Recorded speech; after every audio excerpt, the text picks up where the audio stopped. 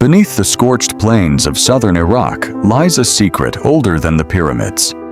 A civilization so advanced, so mysterious, that historians still argue over how it began. In 1922, a British archaeologist stood at the edge of a massive mound, unaware he was about to uncover the first true city in human history. What he found beneath the sand wasn't just pottery or bones.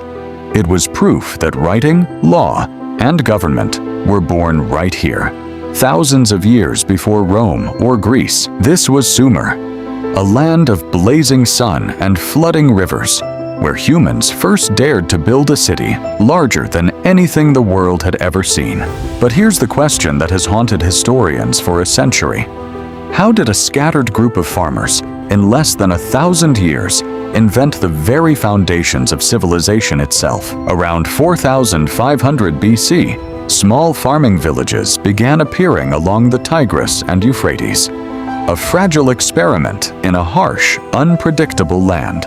The rivers gave life, but they were violent and unforgiving, flooding without warning, destroying crops in a single night. To survive, these farmers had to do something no one had ever done before: work together on a massive scale, digging canals to control the water itself. This single act of cooperation changed everything. Villages merged, leaders emerged, and for the first time, humans needed a way to remember who owned what. That need for memory would spark an invention so powerful, it still shapes every word you read today: the birth of writing itself. At first, these markings were simple: tallies of grain, sheep, and jars of oil. No one could have guessed they would become the ancestor of every alphabet on Earth. As the villages grew into towns, one settlement rose above all the rest, a place called Uruk, destined to become the first true city in human history. Uruk wasn't just bigger, it was different. Tens of thousands of people lived within its walls, strangers to one another, yet bound by one identity. They were Sumerians. At the heart of the city stood a towering temple, the Ayana, a house built not for a king, but for a god the Sumerians believed controlled their very survival. The priests who served this temple held more than faith. They controlled the grain stores, the trade, the records.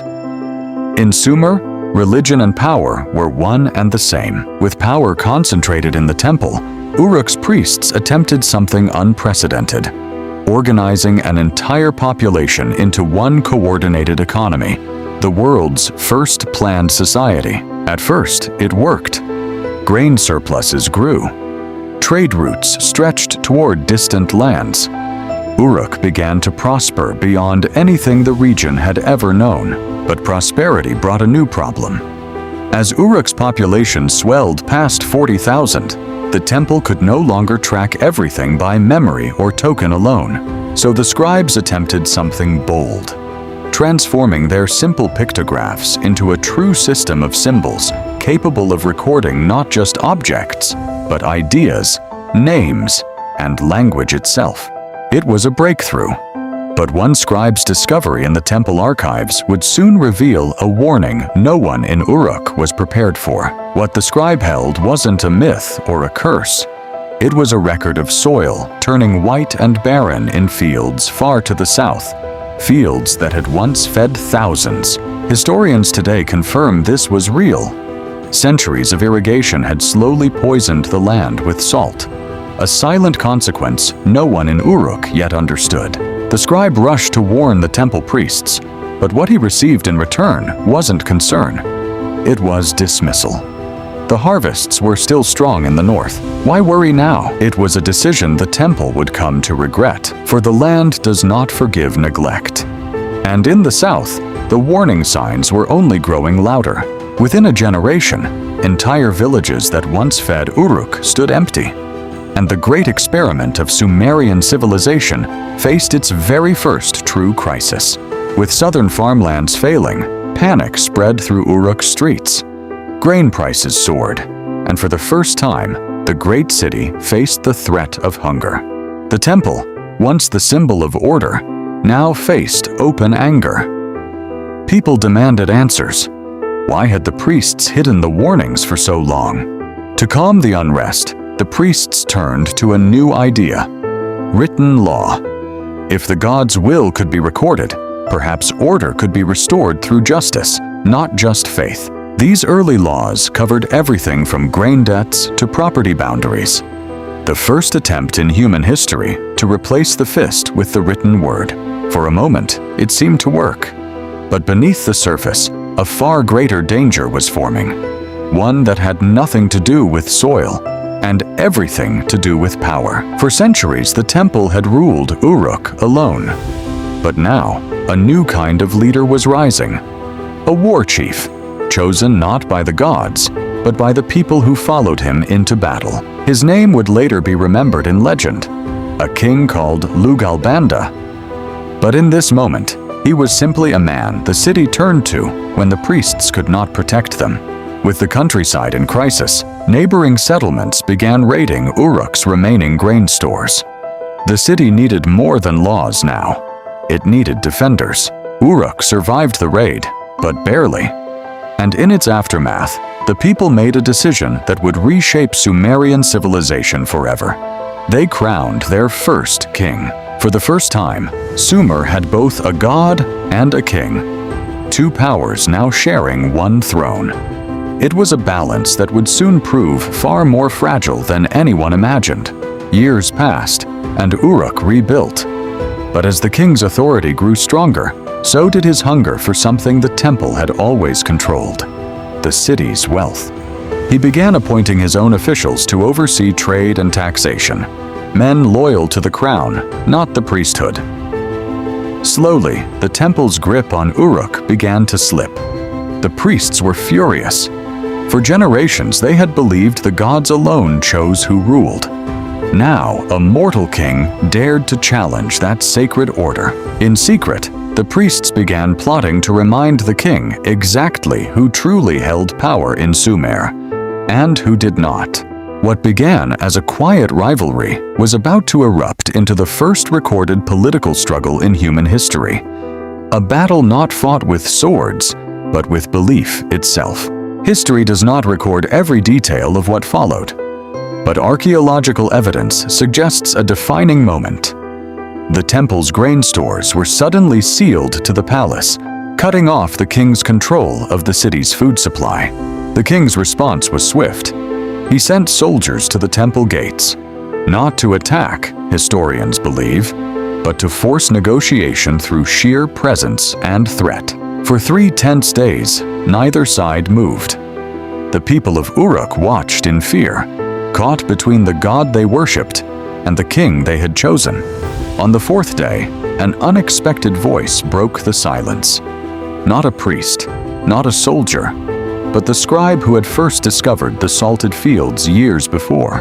He held up the very tablet that once recorded Uruk's first crisis, a reminder that division, not drought, was what truly destroyed cities. His words would change everything that followed. Moved by the scribe's words, the king and high priest agreed to something unprecedented.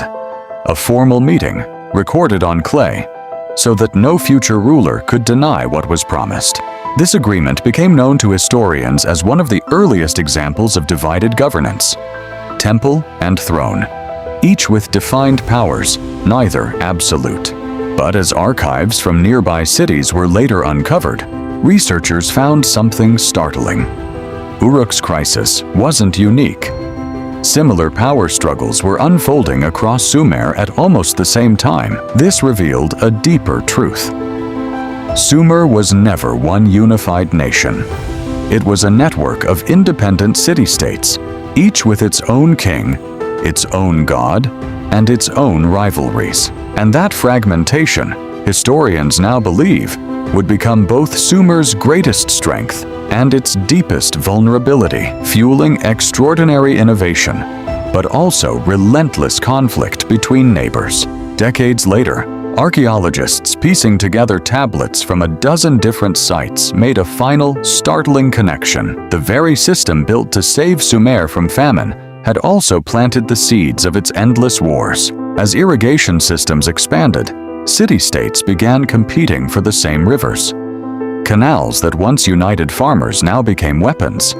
Cutting off water was as deadly as any sword. The Sumerians recorded these conflicts in astonishing detail. The world's first written war accounts, describing raids, sieges, and treaties between rival kings. Yet amid the chaos of rivalry, something remarkable endured. Trade never fully stopped. Ideas kept spreading, and writing continued to evolve, city by city, war by war.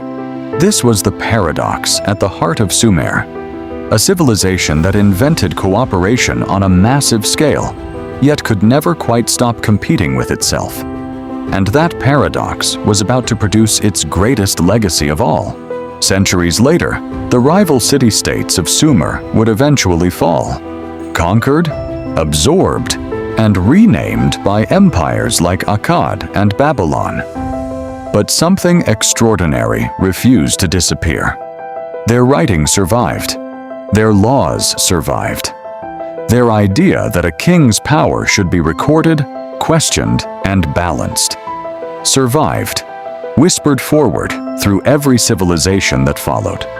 Today, when you sign a contract, vote for a leader, or simply write a word on paper, you're living inside an idea born 5,000 years ago, in the mud between two rivers. The scribe who once stood between a king and a temple, the farmers who dug the first canals, the priests who feared losing control. None of them knew they were building the foundation of the modern world. But they were.